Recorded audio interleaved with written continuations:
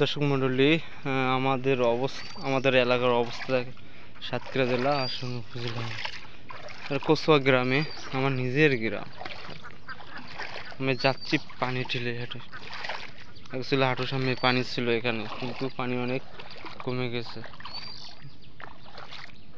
এখানে ধান লাগাইছিল, লাখ লাখ লাখ টাকা মানুষের ক্ষতি হয়ে গেছে আর কি। হাঁটুর সামনে পানি, আমি আপনাদেরকে দেখাচ্ছি।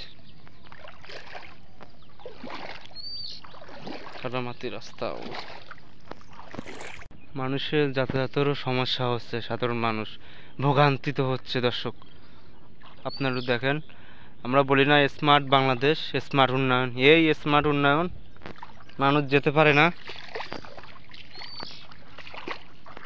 খাওয়া দাওয়া তো সমস্যা, চারিদিক সমস্যা। এত কাদা হলে হয়, সাধারণ মানুষ কি দিবে?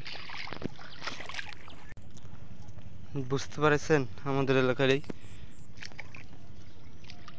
ইউনিয়ন পরিষদের চেয়ারম্যানের ভরসা করলে হবে না, মেম্বারের ভরসা করলে হবে না, আমাদের নিজেদের উদ্যোগ নিতে হবে। বিশেষ করে দক্ষিণ পাড়া যারা আছে, সিনিয়র নেতা আছে, এখন তো নেতার অভাব নেই এই অঞ্চলে, এ পাড়ার। এই যে বলছি, এদেরকে উদ্দেশ্য বলছি, আপনারা একটা ব্যবস্থা করবেন। আপনাদের রাস্তা আপনারা একটা কিছু না কিছু সহায়তা করবেন। আপনারা নিজের দায়িত্বে, নিজের উদ্যোগতে আপনাদের এলাকা থেকে আপনারা সহায়তা করেন।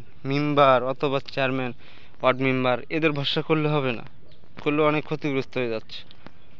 অনেক বছর ধরে দেখছি, আমার ছোটোবেলার থেকে আমি দেখছি এই রাস্তাটা এখনও সেভাবে নির্মাণ হয় নাই। 1/3 নির্মাণ হয়েছে, হালকার জন্য রাস্তাটা খারাপ হয়ে গেছে, খারাপ দেখাচ্ছে। দর্শক, পানি প্রায় সামনে ছিল, আপনারা দেখতে পেয়েছেন। ধন্যবাদ সকলকে।